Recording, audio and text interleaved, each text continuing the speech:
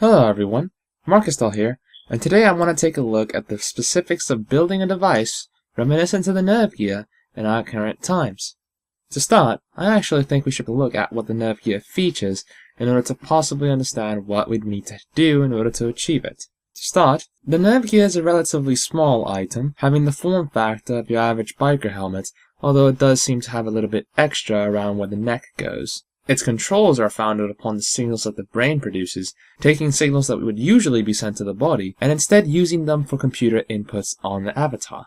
Similarly, it takes the afferent or sensory information that is obtained from nerve cells and blocks them out, instead sending up to the brain information from the computer simulation in order to achieve a fully immersive virtual reality effect.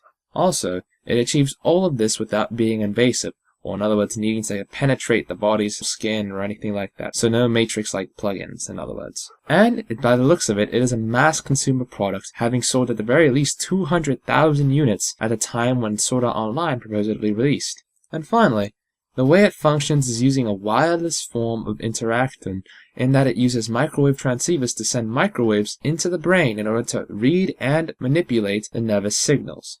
Based upon that description, right now, we have absolutely nothing that can achieve the effect of Sword Art Online sensory immersion. Simply put, the NerveGear is too advanced for our current technology.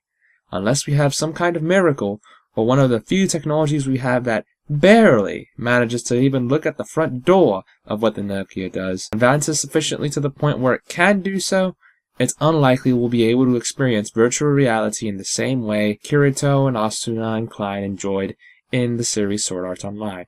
It was unfortunate, but it's a reality situation. Also, before you ask, microwaves actually don't achieve the effect that they describe in Sword Art Online. For the most part, all what microwaves have ever done in terms of creating sensations, to my knowledge at the very least, is the creation of something called the fray effect, which makes this slight clicking sound inside of the brain because of the way it manipulates certain nerves. However, it also has another nasty little effect of actually cooking you alive, so I suppose if you wanted to die like they did in Sword Art Online, you would pretty much be covered by today's standards. In the end, the device's concept is sound, but concepts without application are pretty much meaningless. So, does this mean there's no hope for having a device like the NerveGear within our lifetimes? Absolutely not. There's plenty of technology out there, and if we put our minds to it, we can achieve a lot of things. As a matter of fact, there's one thing I think we can achieve relatively soon if we really hone in on it.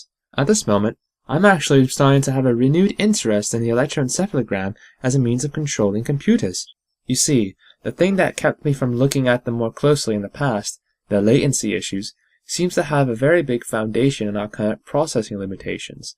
I believe that if we are able to optimize our processes in order to comprehend the data that the brain is providing, as well as hopefully allow Moore's law to provide a little bit more processing muscle, then we should be capable of analyzing that data at a sufficiently high speed for gaming and or computer interfacing in general.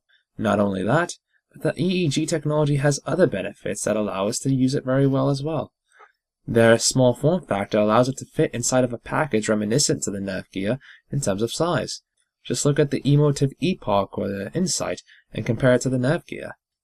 Well, that just about covers as much as I want to conclude in this video. I've got a lot more information on the subject matter of sensory immersion and brain-computer interfacing, so I'll leave you some links in the description if you want to have a look at those ideas. Well everyone, that just about does it for what I want to do in this video. This has been Marksytal, signing out.